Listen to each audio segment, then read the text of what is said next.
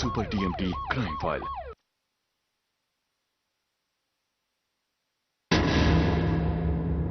ನಾಗಮಣಿ ನಾಗಮಣಿ ಬೇಗ ಬಾರೆ. ಭೀಮ್ನ ಅಮಾವಾಸ್ಯೆ ಹೆಸರಲ್ಲಿ ಗಂಡನ ಪೂಜೆ ಮಾಡ್ತೀನಿ ಅಂತ ಯಾಕೆ ಈ ತರ ಗೋಳೈಕೊಂತ್ಯ? ಬಾರೆ ಬೇಗ. ರೀ ಬಂದೆ ತಡೀರಿ, ಯಾಕೆ ಅರ್ಜೆಂಟ್ ಮಾಡ್ತೀರಾ?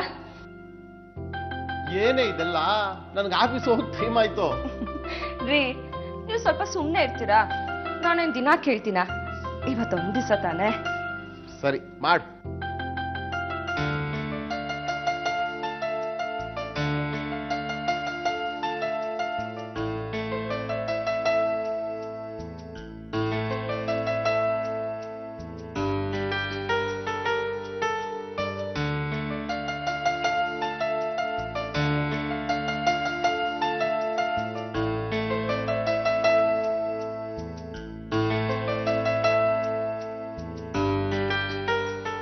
ರೀ ಹರಿಸ್ರಿ.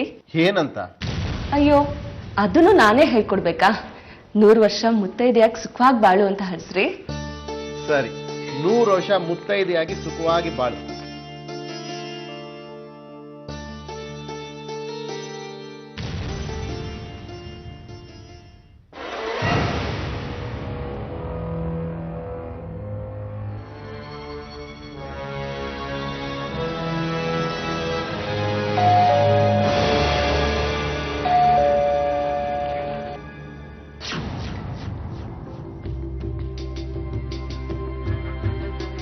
ಬನ್ನಿ. ಏನೇನಾಗ್ಬೇಡಿ, ಎಷ್ಟೊತ್ತವರೆಗೂ ಬಾಕಲ್ ತಟ್ಟಿದ್ರು ಬಾಕ್ಲೇ ತೆಗಿಲಿಲ್ವಲ್ಲೇ? ಏನ್ ಇಷ್ಟೊತ್ತವರೆಗೂ ಮಲಗ್ಬಿಟ್ಟಿದ್ಯಾ? ಇವತ್ತು ನಿನ್ ಗಂಡ ಬರ್ಲಿಲ್ವಾ? ನಿನ್ ಕೈಯಲ್ಲಿ ಪೂಜೆ ಮಾಡಿಸ್ಕೊಳ್ಳೋ ಅದೃಷ್ಟ ಅವನ್ಗೆ ಎಲ್ಲಿದೆ ಬಿಡು. ಎಲ್ಲ ನೀನೇ ಮಾಡ್ಕೊಂಡಿದ್ದು, ಈಗ ನೋಡು ನೀನೇ ಕೊರ್ಗಂಗಾಯ್ತಾ?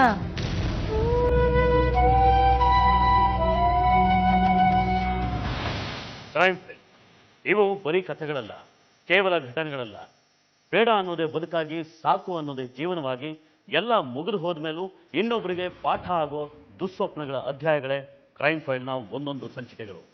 ಸುಂದರವಾಗಿದೆ ಅಂತ ಕಾಣೋ ಕನಸುಗಳೇ ಕರಾಳ ಸತ್ಯವಾಗಿ ಕಣ್ಣು ಮುಂದೆ ಬಂದು ನಿಂತು ಬಿಡುತ್ತೆ.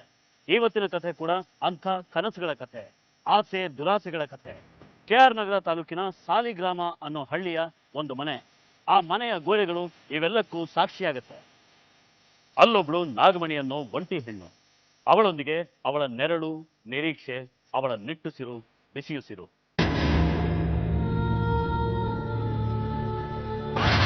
ಮಾರ್ಚ್ 25, 2013 ಭಾನುವಾರ ರಾತ್ರಿ 10 ಗಂಟೆ.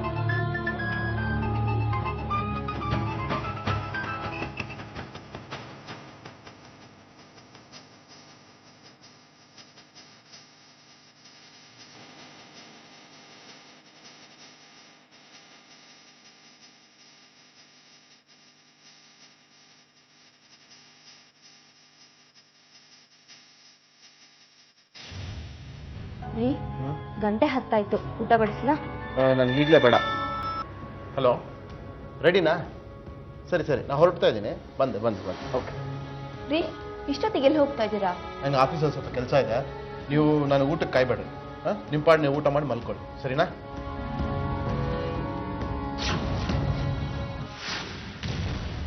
ರಾತ್ರಿ 11:30.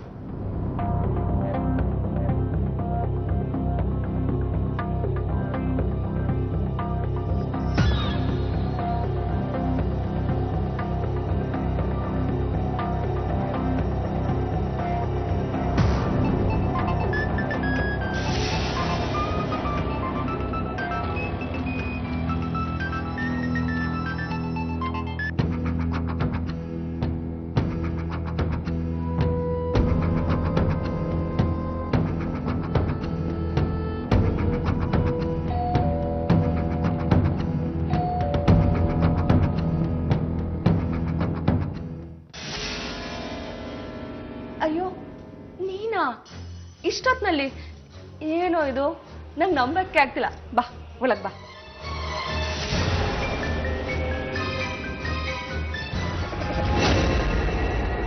ಮಾರ್ಚ್ 26, 2013 ಸೋಮವಾರ ಬೆಳಿಗ್ಗೆ 10 ಗಂಟೆ.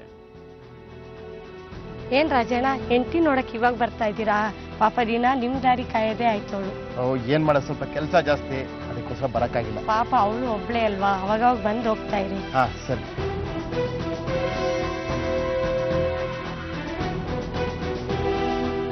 ನಾಗಮಣಿ ಎಲ್ಲೋದ್ಲಿ ಇವಳು? ಡೋರ್ ತೆಗೆದಿತ್ತು. ನಾಗಮಣಿ ನಾಗಮಣಿ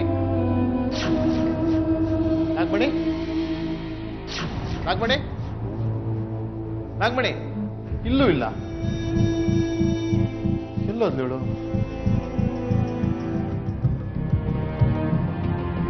ನಾಗಮಣಿ ನಾಗಮಣಿ ಮೇಲೆ ಏನಾದ್ರು ಇರ್ಬೋದಾ? ನಾಗಮಣಿ ನಾಗಮಣಿ ಏನ್ ಇನ್ನೂ ಮಲಗಿದ್ಯಾ?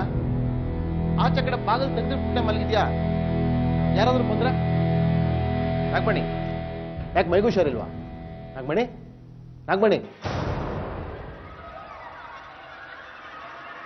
ಏನ್ ತಣ್ಣಗಿದ್ಯಾ? ನಾಗಮಣಿ ನಾಗಮಣಿ ಏನಾಯ್ತು? ನಾಗಮಣಿ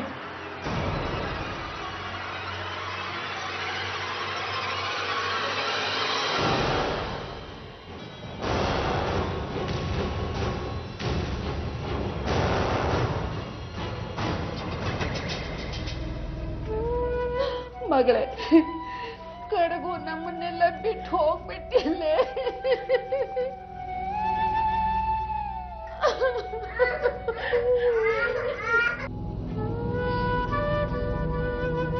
ಹಾ, ನಾನು ಇತ್ತೀಚೆಗೆ ಬಂದಿರಲಿಲ್ಲ. ಬೆಳಗ್ಗೆ ಬಂದಾಗ ಹೀಗಾಗಿತ್ತು. ನಾನು ಯಾಕೋ ಇವತ್ತು ಬೆಳಗ್ಗೆ ಬರಬೇಕು ಅನ್ನಿಸ್ತು, ಬಂದೆ. ನೋಡೋಷ್ಟೊತ್ತಿಗೆ ಈ ಥರ ಆಗಿತ್ತು. ಆಯ್ತು. ಪೊಲೀಸಿಗೆ ಏನಾದ್ರು ತಿಳಿಸ್ಬೇಕೇನಪ್ಪ? ಪೊಲೀಸ್ಗೆ ಅಂತ ಹೇಳಿದ್ರೆ ಪೋಸ್ಟ್ ಮಾರ್ಟಮ್ ಅದು ಇದು ಅಂತ ಸಾಕು ಮಾಡ್ಬಿಡ್ತಾರೆ ಮಗ. ಸರಿಪ್ಪ, ನಿನಗೆ ತಿಳಿದ ಹಾಗೆ ಮಾಡು.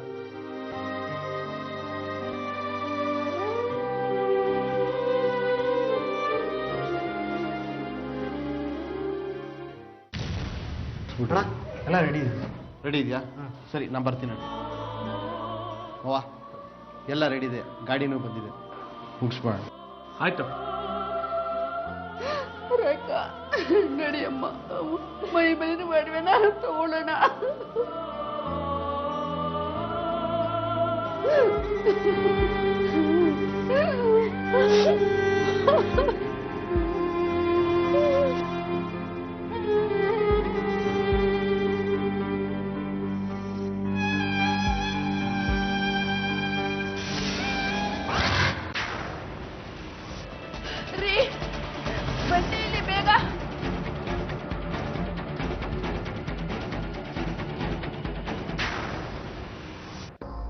ಬಹುತೇಕ ಒಂಟಿಯಾಗಿರ್ತಿದ್ದ ನಾಗಮಣಿ ಕಾಯಿಲೆಯಿಂದ ಸತ್ತಿರಬೇಕು ಅಂತ ನಂಬಿರ್ತಾರೆ. ಅಪ್ಪ ಅಮ್ಮನ ಹತ್ರ ಸ್ವತಃ ನಾಗಮಣಿನೇ ಹೇಳ್ಕೊಂಡ ಹಾಗೆ ಅವಳಿಗೆ ಮಾರಣಾಂತಿಕ ಕಾಯಿಲೆ ಇತ್ತು.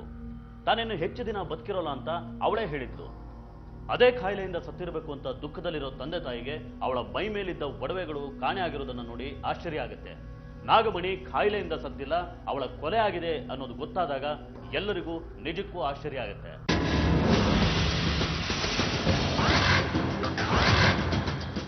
ಮೈ ಮೇಲಿದ್ದಿದ್ದು ಒಡವೆಗಳು ಕಾಣಿಸ್ತಾ ಇಲ್ಲ ಅಂದ್ರೆ ಯಾರೋ ಒಳಗಡೆ ನುಗ್ಗಿರ್ಬೇಕು. ಯಾರೋ ಕಳ್ಳರೆ ಬಂದಿರ್ಬೇಕು. ಹೊರಗಡೆ ಚಿಲ್ಕ ಆಗದೆ ಇದ್ದಿದ್ದು ನೋಡೇ ಅನ್ಕೊಂಡೆ, ಆದ್ರೆ ಒಡವೆ ಇಲ್ಲದೆ ಇದ್ದಿದ್ದು ನಾನು ಸರಿಯಾಗಿ ಗಮನಿಸ್ಲಿಲ್ಲ. ಈಗಲಾದ್ರೂ ಹೋಗಿ ಪೊಲೀಸ್ ಒಂದು ಕಂಪ್ಲೇಂಟ್ ಕೊಡಪ್ಪ. ಸ್ಟೇಷನ್ಗ ಅವಳೇ ಹೋದ್ಮೇಲೆ ಚಿನ್ನಕ್ಕೋಸ್ಕರ ಕಂಪ್ಲೇಂಟ್ ಕೊಡೋದಾತೆ? ಹೋದ್ರೆ ಹೋಗ್ಲಿ ಬಿಡಿ, ಅವಳಿಗಿಂತ ಚಿನ್ನ ಏನು ದೊಡ್ಡದಲ್ಲ. ಅದು ಹೇಗಾಗುತ್ತಪ್ಪ? ಕಳ್ತನ ಆಗಿದೆ ಅಂದಮೇಲೆ ಕೊಲೆನೂ ಆಗಿರ್ಬಹುದಲ್ವಾ? ಪೊಲೀಸಿಗೆ ತಿಳಿಸದೆ ನಾವು ದಫನ್ ಮಾಡಿದ್ರೆ ಎಲ್ಲರೂ ತಲೆ ಕೊಡ್ಬೇಕಾಗತ್ತೆ. ಇನ್ನು ಯಾಕಪ್ಪ ಸುಮ್ಮನೆ ನಿಂತಿದ್ಯಾ? ಸ್ಟೇಷನ್ಗೆ ಹೋಗಿ ಒಂದು ಕಂಪ್ಲೇಂಟ್ ಕೊಟ್ಬಿಡು. ಇಲ್ಲಿ ಏನೋ ನಡೆದಾಗಿದೆ. ಆಯ್ತದೆ. KR ನಗರ ಪೊಲೀಸ್ ಠಾಣೆ.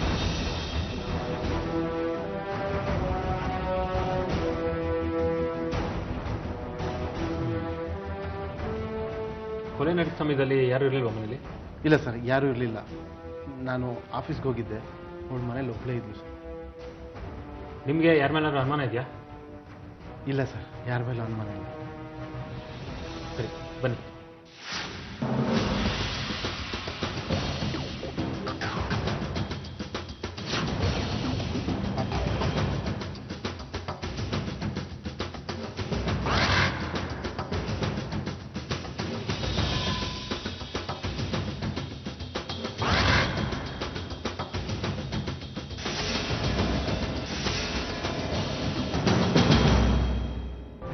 ಸರ್, ಯಾರೋ ಪರಿಚಯದವರೇ ಬಂದಿದ್ದಾರೆ ಅನ್ಸುತ್ತೆ. ನೋಡಿ, ಅವ್ರಿಗೆ ಕಾಫಿ ಮಾಡಿಕೊಟ್ಟಿದ್ದಾರೆ.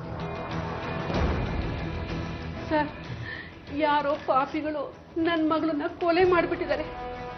ಆ ಪಾಪಿಗಳನ್ನ ನೀವು ಹುಡುಕ್ಬಿಟ್ಟು ಅವ್ರಿಗೆ ಚೆನ್ನಾಗಿ ಶಿಕ್ಷೆ ಕೊಡಿ ಸರ್. ಬಾಡಿನ ಯಾರು ಮೊದಲು ನೋಡಿದ್ದು? ಸರ್, ನಾನೇ ಸರ್. ರಾತ್ರಿ ಆಫೀಸಲ್ಲಿದ್ದೆ. ಬೆಳಗ್ಗೆ ಬಂದು ನೋಡೋಷ್ಟೊತ್ತಿಗೆ ಹೀಗಾಗಿತ್ತು ಸರ್. ನೀವ್ಯಾರಮ್ಮ? ಸರ್ ಅದು ಅದು ನನ್ನ ಹೆಂಡತಿ ಸರ್. ಹೆಂಡ್ತಿನ? ಹಾಗಾದ್ರೆ ಸತ್ತಿರೋರು ಯಾರ್ರಿ? ನಮ್ಮ ಮೊದಲನೇ ಹೆಂಡತಿ ಸರ್. ಓ, 2 ಹೆಂಡ್ತಿರು. ಇಲ್ಲೇ ಏನೋ ವಿಷಯ ಇರೋ ಹೋಗಿದೆ. ಮೊದಲನೇ ಹೆಂಡತಿ ಡಿವೋರ್ಸ್ ಮಾಡಿದ್ರಾ? ಇಲ್ಲ ಸರ್. ಸರಿ, ಹಾಗಿದ್ರೆ ಕೊಲೆನಲ್ಲಿ ನಿಮ್ಮ ಕೈವಾಡನೇ ಇರಬೇಕು. 2ನೇ ಹೆಂಡತಿ ಬಂದಮೇಲೆ ಮೊದಲನೇ ಹೆಂಡತಿ ಯಾಕಬೇಕು ಅಲ್ವಾ? ನಡೀರಿ ಸ್ಟೇಷನ್ಗೆ, ನಿಮ್ಮನ್ನು ವಿಚಾರಣೆ ಮಾಡಬೇಕು.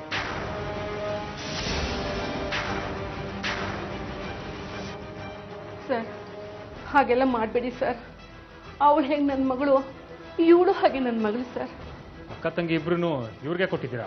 ಹೌದು ಸರ್, ಅದಕ್ಕೊಂದು ಕಾರಣ ಇತ್ತು. ನಾನು ಎಷ್ಟು ದಿವಸ ಬದುಕಿರ್ತೀನೋ ನನಗೆ ಗೊತ್ತಿಲ್ಲ. 1 ವರ್ಷದಿಂದ ನನಗೆ ಕಾಯಿಲೆ ಇದೆ.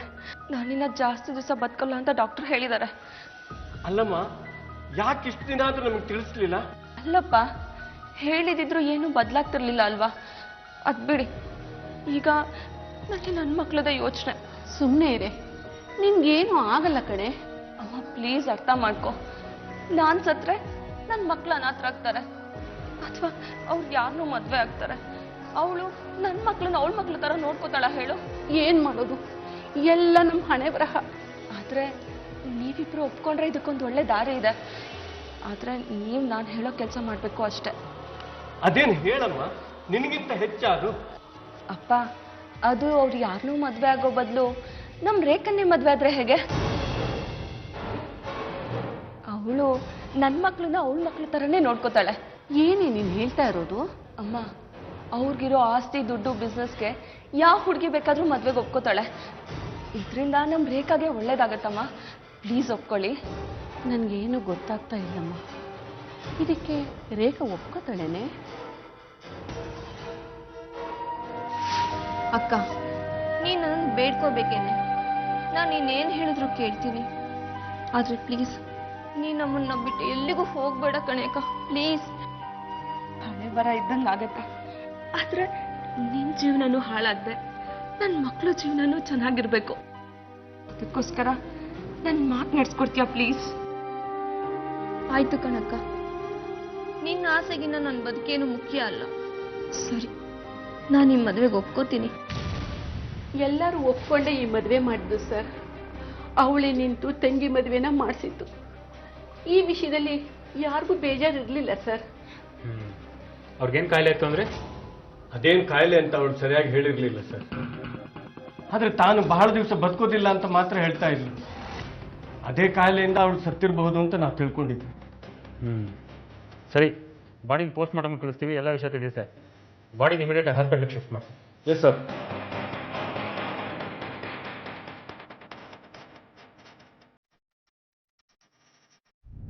ರಾಜೇಗೌಡ ಅನುಕೂಲವಂತ, ಸ್ವಂತ ಟ್ರಾನ್ಸ್ಪೋರ್ಟ್ ಕಂಪನಿ ಇಟ್ಕೊಂಡಿದ್ದ ವ್ಯಕ್ತಿ.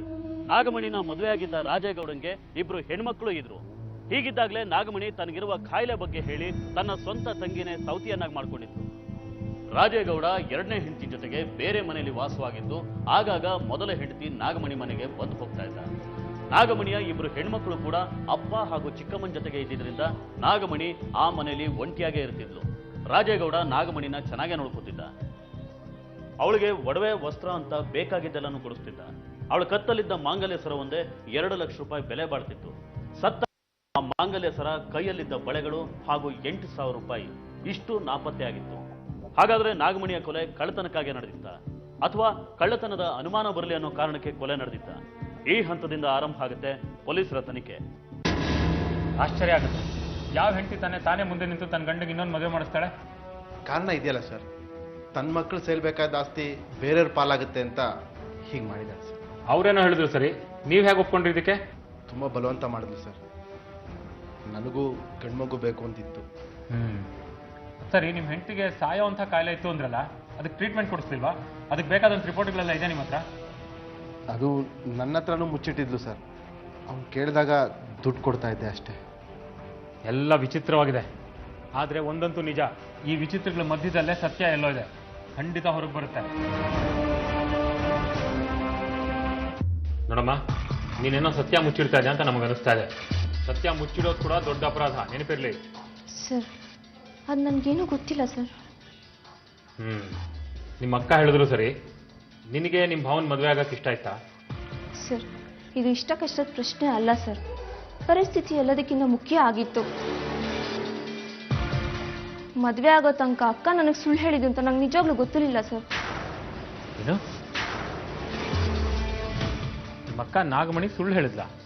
ಏನದು? ನೋಡು, ಯಾವತ್ತಿದ್ರೂ ಹೆಣ್ಣು ಮಕ್ಕಳು ಬೇರೆಯವ್ರ ಮನೆ ಸೊತ್ತು. ಇವತ್ತಿರ್ತಾರೆ, ನಾಳೆ ಮದುವೆ ಆದ್ಮೇಲೆ ಅವ್ರ ಗಂಡಂದ್ರ ಮನೆಗೆ ಹೋಗ್ತಾರೆ. ಗಂಡು ಮಕ್ಕಳೇ ಯಾವತ್ತಿದ್ರೂ ಹೆತ್ತವ್ರಿಗಾಗೋದು. ಅಲ್ಲ ರೀ, ನೀವಿನ್ನ ಯಾವ ಕಾಲದಲ್ಲಿದ್ದೀರಾ? ಯಾವ ಕಾಲ ಆದ್ರೂ ಅಷ್ಟೇ, ಸಂಬಂಧಗಳೇನು ಬದಲಾಗಲ್ಲ. ವಯಸ್ಸಾದ್ಮೇಲೆ ನಾವು ಹೆಣ್ಮಕ್ಳ ಮನೇಲಿ ಹೋಗಿ ಕೂತ್ಕೊಳ್ಳೋಕ್ಕಾಗತ್ತಾ? ಅವಾಗ ಅವ್ರ ಗಂಡಂದ್ರು ನಮ್ ಯಾವ ತರ ನೋಡ್ಕೋಬಹುದು ಅಂತ ಯೋಚನೆ ಮಾಡಿದ್ಯಾ? ನನಗೆ ಗಂಡು ಮಗು ಬೇಕಷ್ಟೇ. ನೋಡಿ, ನನ್ಗೆರಡೇ ಮಕ್ಕಳು ಸಾಕು, ಅವ್ರನ್ನೇ ಚೆನ್ನಾಗಿ ಸಾಕೋಣ. ಎರಡನೇ ಹೆರಿಗೆಯಲ್ಲಿ ನಾನು ಸತ್ ಬದುಕಿದ್ದೀನಿ, ಅದು ನಿಮ್ಗೂ ನೆನಪಿದೆ. ಇಷ್ಟಕ್ಕೂ ನಂಗೆ ಇನ್ನೊಂದು ಮಗು ಗಂಡೆ ಆಗತ್ತೆ ಅನ್ನೋದು ಏನ್ ಗ್ಯಾರಂಟಿ? ಒಂದ್ ವೇಳೆ ಅದು ಹೆಣ್ಣಾದ್ರೆ ಆಗೇನ್ರಿ ಮಾಡ್ತೀರಾ? ನೋಡೋ, ನಾನು ಇಷ್ಟೆಲ್ಲ ಸಂಪಾದನೆ ಮಾಡಿರೋದು ಯಾವುದೋ ಅನಾಥಾಶ್ರಮ ಬರ್ಕೊಡಕ್ಕಲ್ಲ.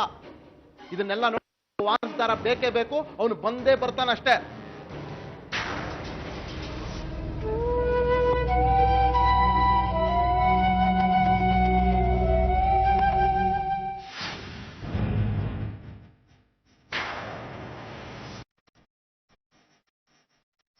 ಹುಡುಗಿ ಅಂತ ನಿಮ್ಮಂಥವ್ರಿಗೆ ಎಂಥ ಹುಡುಗಿ ಬೇಕಾದರೂ ಸಿಗ್ತಾರೆ.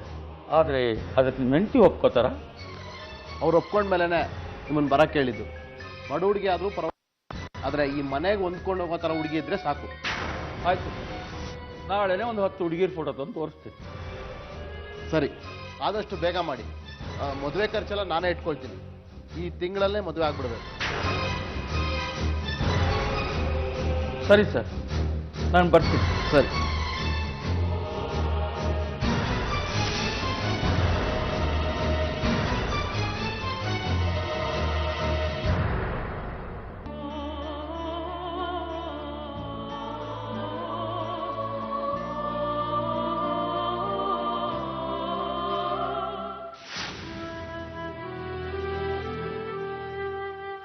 ರೇಖಾ, ಹೇಳಕ್ಕ. ನಂಗೆ ಗೊತ್ತು ಈ ಮದುವೆಯಿಂದ ನಿಂಗೆ ಖುಷಿಯಾಗಿಲ್ಲ ಅಂತ. ಮದುವೆ ಆಗಿರೋ ಗಂಡಿನ ಜೊತೆ ಮದುವೆ ಆಗೋದಕ್ಕೆ ಯಾವ ಹೆಣ್ಗಾದ್ರೂ ಹಿಂಸೆ ಆಗತ್ತಲ್ವಾ? ಬಿಡಕ್ಕ, ಎಲ್ಲ ನನ್ನ ಹಣೆ ಬರಹ. ನನ್ನಿಂದ ಒಂದು ಒಳ್ಳೆ ಕೆಲಸ ಆಗತ್ತೆ ನಂಗಿದ್ರೆ ನಂಗೆ ಅದಕ್ಕಿಂತ ಬೇರೆ ಏನ್ ಬೇಕು ಹೇಳು? ರೇಖಾ, ನೀನೇನೋ ಒಳ್ಳೆ ಕೆಲಸ ಅಂತ ಈ ಮದುವೆಗೆ ಒಪ್ಕೊಂಡೆ. ಆದ್ರೆ ನಾನು ನಿಮ್ಮೆಲ್ರಿಗೂ ಒಂದು ಸುಳ್ಳು ಹೇಳಿದ್ದೀನಿ. ಸುಳ್ಳ? ಏನಕ್ಕ ಅದು? ಸುಳ್ಳಂದ್ರೆ ಪೂರ್ತಿ ಸುಳ್ಳು ಅಲ್ಲ, ಪೂರ್ತಿ ನಿಜನೂ ಅಲ್ಲ. ನನ್ನ ಗಂಡ ಗಂಡು ಮಗು ಬೇಕು ಅಂತ ಬೇರೆ ಮದುವೆ ಆಗಕ್ಕೆ ಹೊರಟಿದ್ ನಿಜ.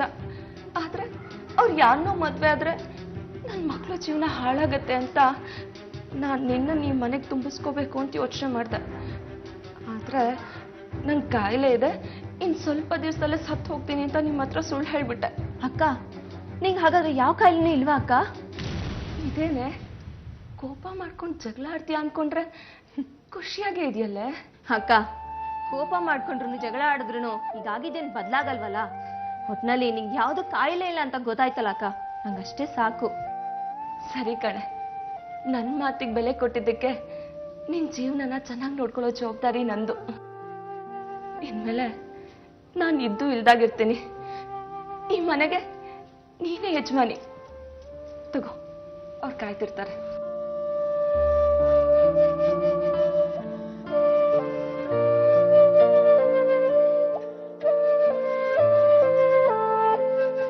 ಅಕ್ಕ ತನ್ನ ಗಂಡನಿಗೋಸ್ಕರ ನನ್ನ ಜೊತೆ ಮದುವೆ ಮಾಡಿಸಿದ್ಲು. ನಮ್ಮನೆಯವರು ನಿಧಾನವಾಗಿ ಬೇರೆ ಮನೆ ಮಾಡಿದ್ರು. ಅಕ್ಕನೂ ಅದಕ್ಕೆ ಒಪ್ಕೊಂಡ್ಲು. ಶಾಲೆಗೆ ಹತ್ರ ಆಗತ್ತೆ ಅಂತ ಅವಳ ಮಕ್ಕಳನ್ನ ನಾವು ಇಲ್ಲಿಗೆ ಕರ್ಕೊಂಬಂದ್ವಿ. ಆಮೇಲೆ ನನಗೂ ಒಂದು ಗಂಡು ಮಗು ಆಯಿತು. ರಾಜೇಗೌಡ ನಾಗಮಣಿನ ಚೆನ್ನಾಗಿ ನೋಡ್ಕೋತಾ ಇದ್ನಾ? ಅವರಿಬ್ರು ಮಧ್ಯ ಏನಾದ್ರು ಜಗಳಗಳಾಗ್ತಿತ್ತಾ? ಜಗಳ ಏನೂ ಇಲ್ಲ ಸರ್. ಆದರೆ ಬರ್ತಾ ಬರ್ತಾ ಅಕ್ಕನ ತುಂಬ ನೆಗ್ಲೆಕ್ಟ್ ಮಾಡಿದ್ರು. ಅಕ್ಕ ಒಂಟಿ ಅದ್ಲು, ತುಂಬ ಬೇಜಾರಾಗ್ತಾ ಇದ್ಲು. ಇವ್ರು ಯಾವಾಗಲೂ ಒಂದ್ಸಲ ಮನೆಗೆ ಹೋಗಿ ಬರ್ತಾ ಇದ್ರು. ಈ ವಿಷಯದಲ್ಲಿ ಮಾತುಕತೆ ಜಗಳ ಆಗಿರ್ಬೋದು ಸರ್. ಕೊಲೆ ನಡೀತಲ್ಲ, ಆ ರಾತ್ರಿ ರಾಜೇಗೌಡ ಮನೇಲೇ ಇದ್ರಾ? ಮನೇಲಿ ಇರಲಿಲ್ಲ ಸರ್. ಅವರು ಸುಮಾರು ರಾತ್ರಿ 10 ಗಂಟೆಗೆ ಊಟ ಮಾಡ್ದಲೇ ಆಫೀಸಲ್ಲಿ ಕೆಲಸ ಇದೆ ಅಂತ ಹೊರಟೋಗ್ಬಿಟ್ರು. ಹಾಗೆಲ್ಲ ಅಷ್ಟು ರಾತ್ರಿಲಿ ಅವರು ಯಾವತ್ತೂ ಆಫೀಸ್ಗೆ ಹೋಗ್ತೀನಿ ಅಂತ ಹೋಗೇ ಇಲ್ಲ ಸರ್. ಅಂದ್ರೆ ಅವತ್ತು ರಾತ್ರಿ ರಾಜೇಗೌಡ ಸೀದಾ ಇಲ್ಲಿಂದ ನಾಗಮಣಿ ಮನೆಗೆ ಹೋಗಿದ್ದಾರೆ, ಆಮೇಲೆ ಕೊಲೆ ನಡೆದಿದೆ ಅಲ್ವಾ? ಸರ್ ಏನು ಹೇಳ್ತಾ ಇದ್ದೀರಾ ನೀವು? ತನಿಖೆಯ ದಿಕ್ಕು ಯಾವ ಕಡೆ ಹೋದ್ರು ಅದು ಮತ್ತೆ ತಿರುಗಿ ರಾಜೇಗೌಡನ ಕಡೆಗೆ ಬರ್ತಿತ್ತು.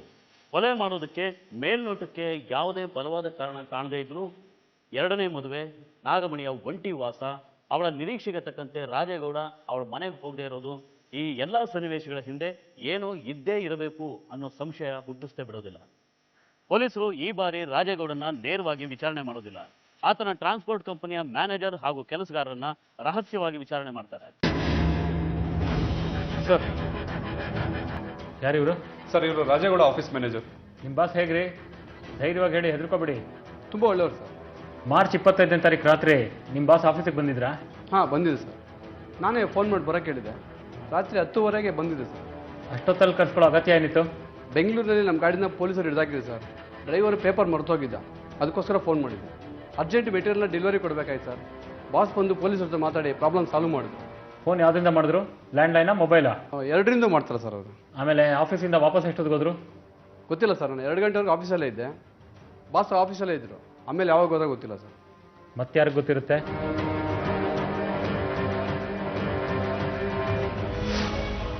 ಸರ್ ಬಂದಿದ್ರು ಸರ್. ರಾತ್ರಿ ಸುಮಾರು 10:30ಗೆ ಬಂದಿದ್ದಾರೆ ಸರ್. ರಾತ್ರಿ ಎಲ್ಲ ಇಲ್ಲೇ ಉಳ್ಕೊಂಡು ಬೆಳಿಗ್ಗೆ ಹೋಗಿದ್ದಾರೆ ಸರ್. ನೀವು ಹೇಳ್ತಾ ಇರೋದು ನಿಜ ಏನ್ರಿ? ನಿಜ ಸರ್. ವೆಹಿಕಲ್ ಯಾವಾಗ ಒಳಗಡೆ ಬಂದು ಹೊರಗೆ ಯಾವಾಗ ಹೋದು ಅಂತ ಟೈಮಿಂಗ್ ಎಲ್ಲ ಎಂಟ್ರಿ ಆಗಿರುತ್ತೆ ಸರ್. ನೋಡಿ ಸರ್, ಯಜಮಾನರು ಬಂದು ಹೋಗಿರೋ ಟೈಮಿಂಗ್ ಇಲ್ಲಿದೆ ನೋಡಿ.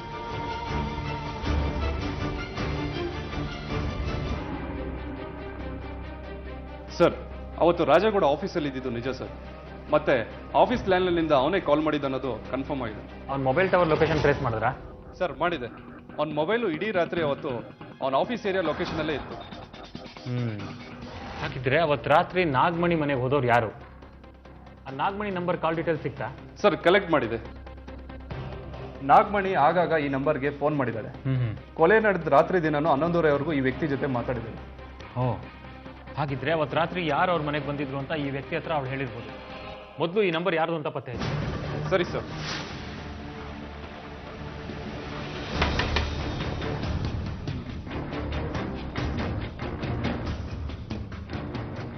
ನಮಸ್ಕಾರ ಸರ್. ಏನು ಸರ್ ಹೇಳಿ?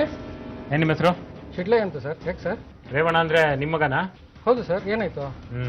ಎಲ್ಲಿದ್ದಾನೀಗ ಅವನು? ಹಾಸ್ಟೆಲ್ ಓದ್ತಾ ಇದ್ದಾನೆ ಸರ್. ಏನಾಯ್ತು ಸರ್ ಇವಾಗ? ಮೊದಲು ನಾವು ಕೇಳ್ತಾ ಇರೋ ಪ್ರಶ್ನೆಗೆ ಉತ್ತರ ಕೊಡಿ. ಮಾರ್ಚ್ 25ನೇ ತಾರೀಕು ನಿಮ್ಮ ಮಗ ಊರಿಗೆ ಬಂದಿದ್ನಾ? ಮಾರ್ಚ್ 25ನೇ ತಾರೀಕು ಬರಲಿಲ್ಲ ಸರ್. ತುಂಬ ದಿವಸ ಆಯ್ತು ಅವ್ನು ಬಂದು. ಮತ್ತೆ ಯಾವಾಗ ಬರ್ತಾನೆ ಅಂತ ಗೊತ್ತಾ? ಗೊತ್ತಿಲ್ಲ ಸರ್ ಯಾವಾಗ ಬರ್ತಾನೋ. ಸರಿ, ಇಮಿಡಿಯೇಟ್ ಆಗಿ ಅವ್ನು ಫೋನ್ ಮಾಡಿ ಕರೆಸಿ ಸ್ಟೇಷನ್ಗೆ ಕಳಿಸಿ. ಇಲ್ಲಾಂದ್ರೆ ನಾವೇ ಕಾಲೇಜ್ಗೆ ಹೋಗಿ ಎತ್ತಾಕೊಂಡು ಬರ್ಬೇಕಾಗುತ್ತೆ ಅಷ್ಟೇ. ಏನು ತಪ್ಪು ಮಾಡಿದೆ ಸರ್ ಅವನು? ಮೊದಲು ಅವ್ನು ಬರಲಿ, ಆಮೇಲೆ ಎಲ್ಲ ಗೊತ್ತಾಗುತ್ತೆ.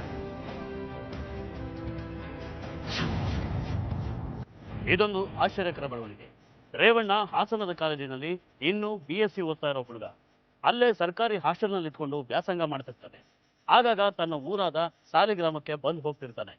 ಇಂಥ ಹುಡುಗನ ಹೆಸರು ನಾಗಮಣಿ ಕೊಲೆ ಪ್ರಕರಣದಲ್ಲಿ ಯಾಕೆ ಬರುತ್ತೆ? ತಾನಾಯ್ತು ತನ್ನ ಓದಾಯ್ತು ಅಂತಿದ್ದ ರೇವಣ್ಣ ತನ್ನ ಮೊಬೈಲ್ನಿಂದ ನಾಗಮಣಿಗೆ ಕಾಲ್ ಮಾಡಿದ್ನ. ಆದ್ರೆ ಅವನ ನಂಬರ್ನಿಂದ ನಾಗಮಣಿ ಮೊಬೈಲ್ಗೆ ಕಾಲ್ ಹೋಗಿದಂತೂ ನಿಜ. ಇದರ ಹಿಂದೆ ಇದ್ದ ಅಸಲಿ ಸತ್ಯ ಆದ್ರೂ ಏನು? ಏನೋ ಯಾವತ್ತಿದ್ಯಾ? BSc sir. ನಾಗಮಣಿ ಗೊತ್ತಾ ನಿಂಗೆ? ಯಾವ ನಾಗಮಣಿ ಸರ್? ಏಯ್, ರಾಮನಾಥ್ಪುರ ರಸ್ತೆಯಲ್ಲಿರೋ ರಾಜೇಗೌಡನ ಹೆಂಡತಿ ನಾಗಮಣಿ ಗೊತ್ತಿಲ್ವಾ ನಿಂಗೆ? ಓಹ್ ಅವರಾ? ಗೊತ್ತು ಸರ್. ಮಾರ್ಚ್ 25ನೇ ತಾರೀಕು ರಾತ್ರಿ ಅವ್ರ ಕೊಲೆ ಆಗಿದೆ. ವಿಷಯ ಗೊತ್ತು ತಾನೆ? ಹಾಂ ಗೊತ್ತಾಯ್ತು ಸರ್. ಯಾರು ಕೊಲೆ ಮಾಡಿದ್ದು ಅಂತ ಗೊತ್ತಾಯ್ತಾ ಸರ್? ಕೊಲೆಯಲ್ಲಿ ನಿನ್ ಕೈವಾಡ ಇದೆ ಅಂತ ನಮಗೆ ಅನುಮಾನ. ಸರ್ ಕೊಲೆ ನಾನು ಏನು ಹೇಳ್ತಿದ್ದೀರಾ ಸರ್? ಅವತ್ತು ರಾತ್ರಿ 11:30ಗೆ ನಾಗಮಣಿ ನಿನಗೆ ಕಾಲ್ ಮಾಡಿದ್ದಾರೆ. ನಿನ್ಗೆ ಯಾಕೆ ಅವ್ರು ಅಷ್ಟೊತ್ತಲ್ಲಿ ಕಾಲ್ ಮಾಡ್ತಾರೆ? ನಿನ್ಗೂ ಅವ್ರಿಗೆ ಏನು ಪರಿಚಯ? ಎಲ್ಲ ನಿಜ ಹೇಳು, ಇಲ್ಲಾಂದ್ರೆ ಗೊತ್ತಲ್ಲ. ಹೇಳ್ತೀನಿ ಸರ್, ಹೇಳ್ತೀನಿ. ಒಂದಿನ ನಾನು ಬೇಕಲ್ಲಿ ಹೋಗ್ತಾ ಇದ್ದೆ.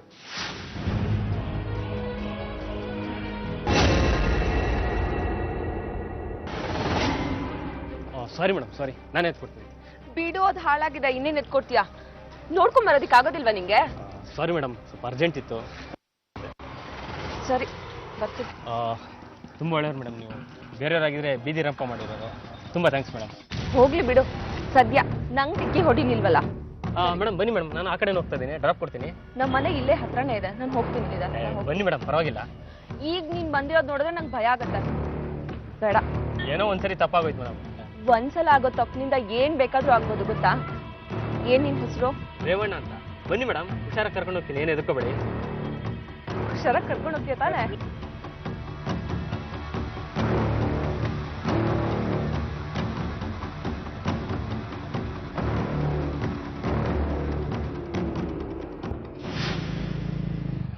ಇದೇ ನಮ್ಮ ಮನೆ.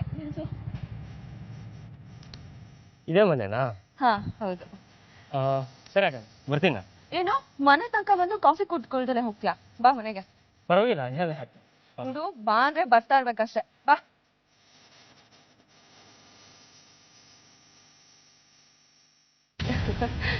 ಬಾ ಕುತ್ಕೋ. ಇದೇ ನಮ್ಮ ಮನೆ. ಹೇಗಿದೆ? ಚೆನ್ನಾಗಿದೆ. ನೀವೊಬ್ಬರೇ ಇದ್ದೀರಾ? ಇಲ್ಲ, ಇಬ್ರು. ಇಬ್ರಾ? ಯಾರು? ನಾನು ನೀನು. ಹಾಗಲ್ಲ, ಈ ಮನೇಲಿ ಇನ್ಯಾರಿದ್ದಾರೆ ಅಂತ ಕೇಳಿ. ಸದ್ಯಕ್ಕೆ ನಾನೊಬ್ಳೆ. ಇರು, ಕಾಫಿ ತಗೊಂಡ್ ಬರ್ತೀನಿ.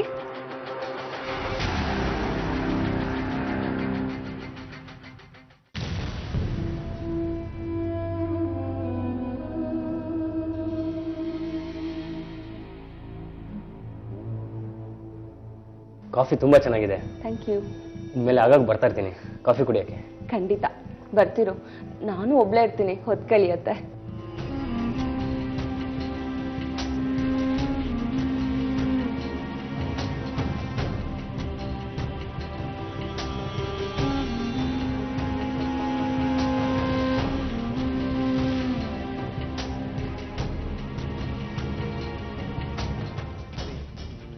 ಏನಾಯ್ತು? ಹೊರಡ್ತೀರಾ?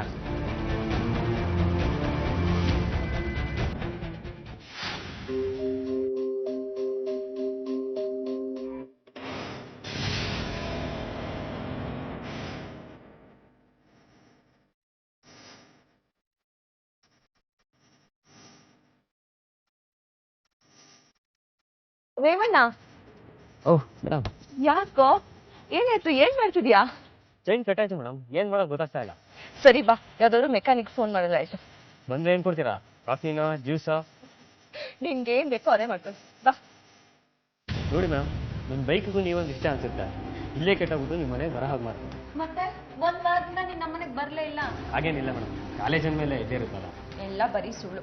ನೀನ್ ಅವತ್ತೇ ನನ್ನ ಮರ್ತ್ಬಿಟ್ಟೆ ಅಂತ ಅನ್ಸುತ್ತೆ. ಇಲ್ಲ ಮೇಡಮ್, ನೀವು ನನ್ನ ಬೆಸ್ಟ್ ಫ್ರೆಂಡ್ ತರ, ಹೇಗೆ ಮರೆಯಕ್ಕಾಗುತ್ತೆ? ಏನು, ನಾನ್ ನಿನ್ ಫ್ರೆಂಡಾ? ಯಾಕೆ ಫ್ರೆಂಡ್ ಆಗ್ಬಾರ್ದಾ? ಯಾಕಾಗ್ಬಾರ್ದು, ಧಾರಾಳವಾಗಿ ಕುತ್ಕೋ, ಕಾಫಿ ತರ್ತೀನಿ.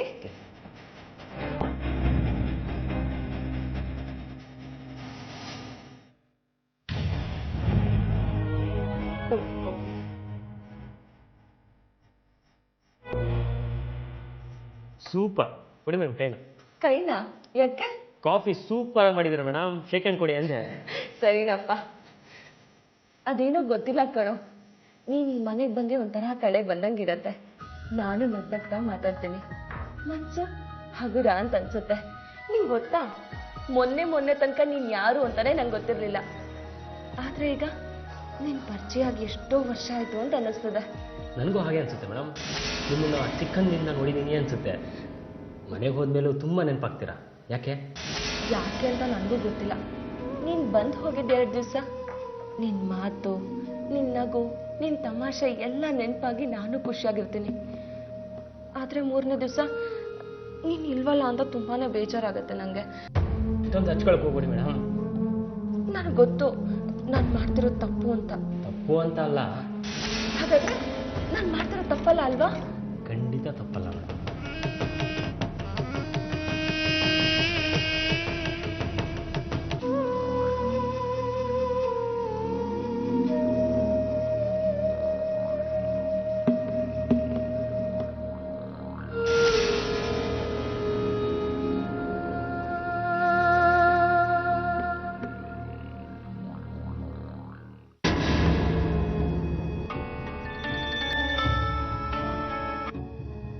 ಏನು ಮೇಡಮ್, ಇನ್ನೂ ನಿದ್ದೆ ಬಂದಿಲ್ವಾ? ಮಲ್ಗಿದ್ಯಾ? ಇನ್ನೂ ಇಲ್ಲ, ಓದ್ತಾ ಇದ್ದೀನಿ. ಡಿಸ್ಟರ್ಬ್ ಆಯ್ತಾ? ಏನು ಮೇಡಮ್, ನೀವು ಫೋನ್ ಮಾಡಿದರೆ ಡಿಸ್ಟರ್ಬ್ ಅಂದ್ಕೊಳಕ್ಕಾಗುತ್ತಾ? ಹೇಳಿ, ಹೇಗಿದ್ದೀರಾ? ಯಾಕೋ ಬೇಜಾರು ಕಣೋ. ಯಾವಾಗ ಬರ್ತೀಯ ಊರಿಗೆ? ಊರಿಗೆ ಸದ್ಯಕ್ಕೆ ಬರಲ್ಲ ಮೇಡಮ್, ಮುಂದಿನ ತಿಂಗಳು ಎಕ್ಸಾಮ್ಸ್ ಇದೆ. ಅಷ್ಟೊಂದು ದಿನ ಆಗುತ್ತಾ? ಏನು ಮಾಡೋದು ಮೇಡಮ್, ನನಗೂ ನಿಮ್ಮನ್ನ ನೋಡ್ಬೇಕು ಅನಿಸ್ತಾ ಇದೆ. ಮತ್ತೆ ಒಂದ್ಸತಿ ಬಂದು ಹೋಗ್ಬೋದು ತಾನೆ? ನೋಡ್ತೀನಿ, ಎಕ್ಸಾಮ್ಗಿಂತ ಮುಂಚೆ ಒಂದ್ಸರಿ ಬಂದು ಹೋಗ್ತೀನಿ. ಪ್ಲೀಸ್ ಬಂದು ಹೋಗೋ. ನೀವು ಪ್ಲೀಸ್ ಅಂತ ಹೇಳಬೇಕಾ? ಬರ್ತೀನಿ ಬಿಡಿ. ಯಾಕೋ ಮನ್ಸಿಗೆ ತುಂಬ ಬೇಜಾರಾಗ್ತಿದೆ ಕಣೋ. ನಾನು ಯಾಕೆ ಬದುಕಿದ್ದೀನಿ, ಯಾತಕ್ಕೆ ಬದುಕ್ತಿದ್ದೀನಿ ಅಂತ ಗೊತ್ತಾಗ್ತಿಲ್ಲ. ಯಾಕೆ ಮೇಡಮ್ ಅಳ್ತಾ ಇದ್ದೀರಾ? ಏನಾಯ್ತು? Hello hello. ಹೀಗೆ ಪರಿಚಯ ಆಗಿದ್ದರಿಂದ ತುಂಬ ಕ್ಲೋಸ್ ಆಗಿದ್ದರು ಸರ್. ತುಂಬ ಒಳ್ಳೆಯವರು, ನನ್ನನ್ನು ತುಂಬ ಹಚ್ಕೊಂಡಿದ್ರು. ರಾತ್ರಿ ಅಷ್ಟೊತ್ತಲ್ಲಿ ಕಾಲ್ ಮಾಡಿ ನಿನ್ಗೇನು ಹೇಳ್ತಾ ಇದ್ರು? ಲೇಟ್ ನೈಟ್ ಯಾವಾಗಲೂ ಕಾಲ್ ಮಾಡ್ತಿದ್ರು ಸರ್. ಒಬ್ಬರೇ ಇದ್ದಿದ್ದರಿಂದ ಬೇಜಾರಾದಾಗಲೆಲ್ಲ ನನಗೆ ಕಾಲ್ ಮಾಡ್ತಿದ್ರು. ರಾತ್ರಿ 11:30 ತನಕ ಅವತ್ತು ನಿನ್ನ ಜೊತೆ ಮಾತಾಡಿದ್ದಾರೆ. ಮಧ್ಯ ಮನೆಗೆ ಯಾರಾದರೂ ಬಂದರು ಅಂತ ಏನಾರು ಹೇಳಿದ್ರಾ? ನಾನು ಹಾಸ್ಟೆಲ್ನಲ್ಲಿದ್ದೆ, ಮಾತಾಡ್ತಾ ಇದ್ರು. ಯಾರೋ ಬಂದರು ಅಂತ ಹೇಳಿ ಕಾಲ್ ಕಟ್ ಮಾಡಿದರು. ಯಾರು ಅಂತ ಹೇಳಿಲ್ಲ. ನಾಗಮಣಿ ಫೋನಲ್ಲಿ ಮಾತಾಡಬೇಕಾದ್ರೆ ಬೇರೆ ಯಾರಾದರೂ ವಿಷಯ ಹೇಳ್ತಿದ್ರ ನಿಮಗೆ? ಇಲ್ಲ ಸರ್, ಒಂದ್ಸರಿ ಗಂಡ ಮನೆಗೆ ಬರೋದು ತುಂಬ ಕಡಿಮೆ ಆಗ್ತಿದೆ ಅಂತ ಬೇಜಾರಾಗಿ ಹೇಳ್ತಾ ಇದ್ರು ಸರ್. ಈ ಕೊಲೆಗೆ ಸಂಬಂಧಪಟ್ಟಾಗೆ ನಿನಗೆ ಬೇರೆ ಏನಾದ್ರು ಮಾಹಿತಿ ಗೊತ್ತಿದೆಯಾ? ಇಲ್ಲ ಸರ್, ಒಡವೆಗಳಿಗೋಸ್ಕರ ಯಾರೋ ಕಳ್ಳರು ಕೊಲೆ ಮಾಡಿದ್ದಾರೆ ಅಂತ ಕೇಳ್ಪಟ್ಟೆ ಸರ್. ಸರಿ, ನೀನು ಹೊರಡು, ನಮಗೆ ಬೇಕಾದಾಗ ಕರ್ಸ್ಕೊತೀವಿ.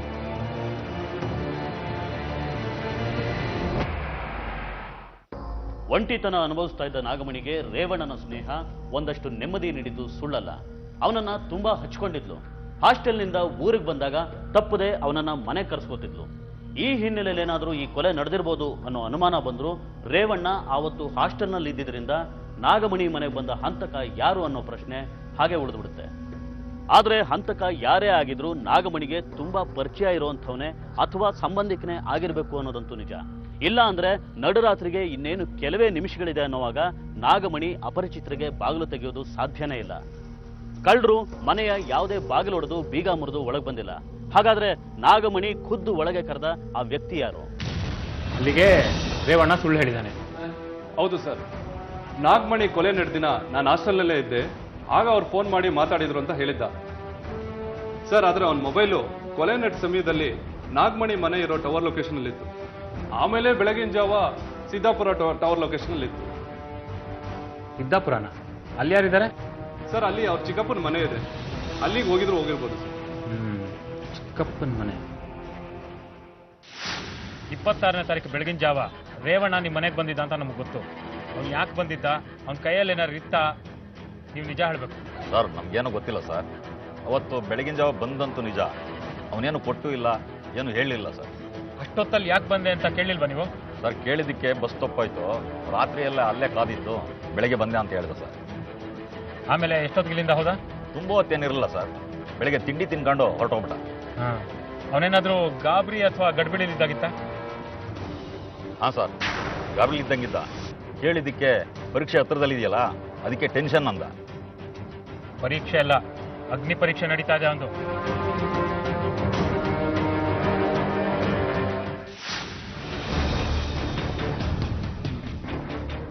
ಏನು ಸರ್, ಮತ್ತೆ ಬರಕ್ಕೆ ಹೇಳಿದ್ರಿ? ಕೋರ್ಟಿಗೆ ಬಂದು ಸಾಕ್ಷಿ ಏನಾದರೂ ಹೇಳ್ಬೇಕಾ ಸರ್? ಕೋರ್ಟ್ಗಲ್ಲ, ಜೈಲ್ಗೂ ಹೋಗ್ಬೇಕಾಗತ್ತೆ ಸರ್. ಏನು ಹೇಳ್ತಿದ್ದೀರಾ? ಏಯ್, ನೀನು ತುಂಬಾ ಬುದ್ಧಿವಂತ ಅನ್ಕೊಂಡ್ಬಿಟ್ಟಿದ್ದೀನಾ? ನಾಗಮಣಿ ಕೊಲೆ ನಡೆದಿದ್ದ ರಾತ್ರಿ ನೀನು ಅವ್ರ ಮನೇಲೇ ಇದ್ದೆ ಅಂತ ನಮಗೆ ಗೊತ್ತಾಗಿದೆ. ನಿಜ ಬಗಳು ಸರ್. ಅದು ಏನೋ ನಿಜ ಬಗಳು ಸರ್. ಹೇಳ್ತೀನಿ ಸರ್, ಹೇಳ್ತೀನಿ ಸರ್. ಈ ಸರ್ತಿ ಏನಾದ್ರು ಸುಳ್ಳು ಹೇಳಿದೆ ಅಂತ ಗೊತ್ತಾದ್ರೆ ಇಲ್ಲೇ ಕತೆ ಮುಗಿಸ್ಬಿಡ್ತೀನಿ ಮಗನೇ. ಹೇಳೋ. ನೀವೇ ನಿಮ್ಮ ತಂಗಿನ ನಿಮ್ಮ ಗಂಡನಿಗೆ ಮದುವೆ ಮಾಡಿಸಿದ್ರಿ, ಆದರೂ ಯಾಕೆ ನಿಮ್ಮ ಗಂಡ ನಿಮ್ಮಿಂದ ದೂರ ಇದ್ದಾರೆ? ಅವರೇ ದೂರ ಆಗ್ತಿದ್ದಾರೋ ಅಥವಾ ನಾನೇ ಅವರಿಂದ ದೂರ ಆದ್ನೋ ನಂಗೊಂದು ಗೊತ್ತಿಲ್ಲ. ಆದರೂ ನಿಮ್ಮನ್ನು ಚೆನ್ನಾಗಿ ನೋಡ್ಕೊಳ್ಳೋದು ನಿಮ್ಮ ಗಂಡನ ಕರ್ತವ್ಯ ಅಲ್ಲ? ಚೆನ್ನಾಗಿ ನೋಡ್ಕೋತಿಲ್ಲ ಅಂತ ಹೇಗೆ ಹೇಳ್ತೀಯಾ? ನೋಡು, ನನ್ನೊಬ್ಳಿಗೆ ಇಷ್ಟು ದೊಡ್ಡ ಮನೆ, ಪ್ರತಿ ತಿಂಗಳಿಗೆ ಬೇಕಾಗಿರೋ ಖರ್ಚಿಗಿನ್ನ ಜಾಸ್ತಿ ದುಡ್ಡು ಕೊಡ್ತಾರೆ. ನೋಡು, ಈ ಒಡವೆಗಳಿಗೆ 2 ಲಕ್ಷ ರೂಪಾಯಿ ಆಗತ್ತೆ. ಆದ್ರೆ ಇದಕ್ಕಿರೋ ಬೆಲೆ ಹೆಂಡತಿಯಾಗಿರೋ ನನ್ಗಿಲ್ಲ. ನೋಡು, ಈ ಬಳೆಗಳಿಗೆ ಏನಿಲ್ಲ ಅಂದ್ರೆ 50,000 ರೂಪಾಯಿ ಆಗತ್ತೆ. ಅವ್ರ ಲೆಕ್ಕದಲ್ಲಿ ನನ್ನನ್ನು ತುಂಬಾನೇ ಚೆನ್ನಾಗಿ ನೋಡ್ಕೋತಿದ್ದಾರೆ.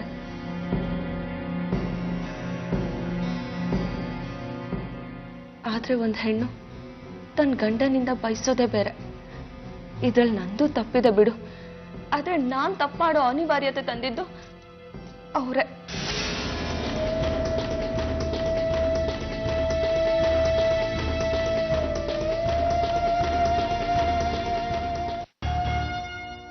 ಅಷ್ಟು ದಿನ ಅವ್ರ ಮೈ ಮೇಲೆ ಲಕ್ಷಾಂತರ ಬೆಲೆ ಬಾಳೋ ಚಿನ್ನ ಇದೆ ಅನ್ನೋದನ್ನು ನಾನು ಗಮನಿಸಿರಲಿಲ್ಲ ಸರ್.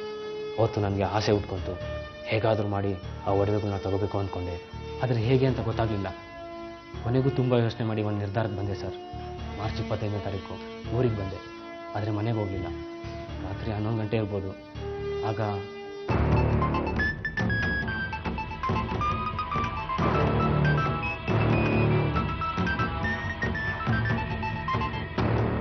ಬರ್ತೀನಿ ಅಂದ್ರೆ ಯಾಕೋ ಬರ್ಲಿಲ್ಲ? ಈಗ ಬರ್ತೀನಿ ಬಿಡಿ. ಹಾಸ್ಲಿಂದ ಹಾರ್ಕೊಂಬಂದ್ಬಿಟ್ಯಾ ಅಂತ ಅನ್ಸುತ್ತೆ ಈಗ. ನಿಮಗೋಸ್ಕರ ರೆಕ್ಕೆ ಕಟ್ಕೊಂಡು ಹಾರ್ಕೊಂಡ್ಬರ್ತೀನಿ, ನೋಡ್ತಾ ಇರಿ. ಏಯ್, ಮೊದಲು ಮುಂದಿನ ವಾರ ಬರ್ತೀನಿ ಅಂದಿದ್ಯಲ್ಲ, ಆಗ್ಲೇ ಬಾ. ಸರಿ, ಬರ್ತೀನಿ. ಏ, ಯಾರೋ ಬಾಗ್ಲು ತಡ್ತಿದ್ದಾರೆ ಕಣೋ, 1 ನಿಮಿಷ.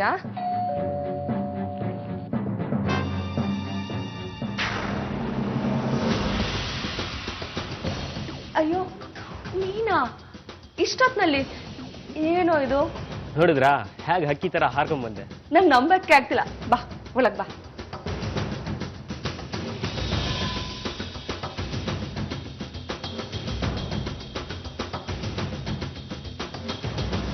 ನಂಗೆ ಈಗಲೂ ನೀನು ಬಂದಿರೋದು ನಂಬಕ್ ಆಗ್ತಿಲ್ಲ ಕಣೋ. ಸರಿ ಬಾ, ಊಟ ಮಾಡುವಂತೆ. ನಂದು ಊಟ ಆಯ್ತು. ಊಟ ಆಯ್ತಾ?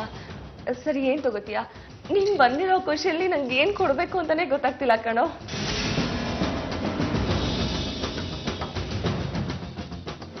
ಸರಿ ಬಾ, ಮೊಬೈಲ್ ಚಾರ್ಜ್ ಹಾಕ್ಬೇಕು, ಮೇಲೆ ಹೋಗೋಣ.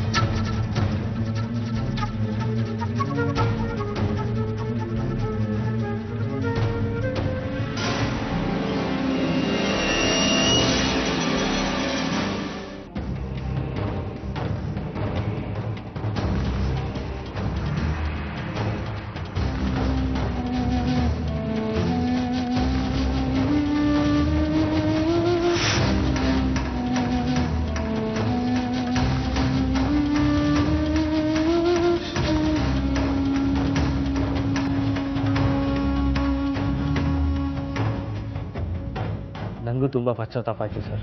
ಅವ್ರು ನನ್ನ ತುಂಬ ನಂಬಿದ್ರು. ನಾನು ತಪ್ಪು ಮಾಡಿದೆ ಅನಿಸ್ತು ಸರ್. ಕೊಲೆ ಮಾಡಿದ್ಮೇಲೆ ಏನೋ ಮಾಡಿದೆ? ಕೊಲೆ ಮಾಡಿ ಹೊರಟಾಗ ರಾತ್ರಿ 1 ಗಂಟೆ ಆಗಿತ್ತು ಸರ್. ಆಮೇಲೆ ಸಾಲಿಗ್ರಾಮದಿಂದ ಬೇರೆ ತನಕ ನಡ್ಕೊಂಡೇ ಹೋದೆ. ಅಲ್ಲಿಂದ ಬಸ್ ಇಟ್ಕೊಂಡು ಸಿದ್ದಾಪುರದಲ್ಲಿರೋ ಚಿಕ್ಕಪ್ಪನ ಮನೆಗೆ ಹೋದೆ ಸರ್. ನಾಲ್ಕು ಒಡವೆಗಳೆಲ್ಲ ಈಗೆಲ್ಲಿದೆ? ಚಿಕ್ಕಪ್ಪನ ಮನೆಯಲ್ಲಿ ದಿನಸಿ ಊಟ ಸಂದಿಲಿ ಪ್ಲಾಸ್ಟಿಕ್ ಕವರಲ್ಲಿ ಹಾಕಿಟ್ಟಿದ್ದೀನಿ ಸರ್. ಈಗಲೂ ಅಲ್ಲೇ ಇದೆ ಸರ್. ಯಾಕೋ ಮಾಡಿದೆ ಇದನ್ನೆಲ್ಲ? ದುಡ್ಡುಗೋಸ್ಕರ ಸರ್. ನಮ್ಮ ಕಾಲೇಜ್ನಲ್ಲಿ ತುಂಬ ಜನ ಹುಡುಗರು ಶ್ರೀಮಂತರಿದ್ದಾರೆ ಸರ್. ಅವರೆಲ್ಲ ತುಂಬ ಖರ್ಚು ಮಾಡ್ತಾರೆ ಸರ್. ಹೊಸ ಮೊಬೈಲು, ಹೊಸ ಬೈಕ್ ಎಲ್ಲ ತರ್ತಾ ಇರ್ತಾರೆ ಸರ್. ನಾನು ನಮ್ಮ ಫ್ರೆಂಡ್ ಬೈಕ್ ಇಸ್ಕೊಂಡು ಓಡಾಡ್ತಾ ಇದ್ದೆ ಸರ್. ನನಗೂ ಹೊಸ ಮೊಬೈಲ್ ತೊಗೋಬೇಕು, ಹೊಸ ಬೈಕ್ ತೊಗೋಬೇಕು, ತುಂಬ ಖರ್ಚು ಮಾಡಬೇಕು ಅಂತ ಆಸೆ ಆಗಿತ್ತು ಸರ್. ಆದರೆ ನಾವು ಬಡವರು, ಅದಕ್ಕೆ ಈ ಕೆಲಸ ಮಾಡಿದೆ ಸರ್. ಆದರೆ ನಾನು ಮಾಡಿದ ತಪ್ಪು ಅಂತ ನನಗೆ ಗೊತ್ತಾಗಿದೆ ಸರ್. ಪಶ್ಚಾತ್ತಾಪ ಪಟ್ಟರು ಸರಿ ಹೋಗದೆ ಇರೋದ ತಪ್ಪಿದು. ಮಾಡಿದ ತಪ್ಪಿಗೆ ಶಿಕ್ಷೆ ಅನುಭವಿಸಲೇಬೇಕು. ಬಸವರಾಜು, ಸೈನ್ ತಗೊಂಡ್ರೆ ಸ್ಟೇಟ್ಮೆಂಟ್ ಮೇಲೆ.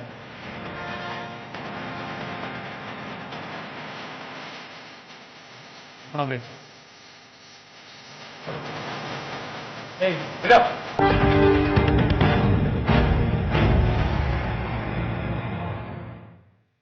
ಎಂಥ ಎಂಥ ವಿಚಿತ್ರ ನೋಡಿ.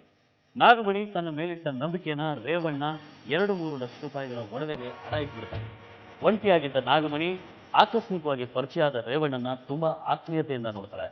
ಎಲ್ಲ ಇದ್ದು ತನ್ನ ಕೈಯಾರೆ ಎಲ್ಲಾನು ಕಳ್ಕೊಂಡ ನಾಗಮಣಿದು ನಿಜಕ್ಕೂ ದುರಂತ ಬದುಕು. ಇದು ಇವತ್ತಿನ ಕ್ರೈಮ್ ಫೈಲ್.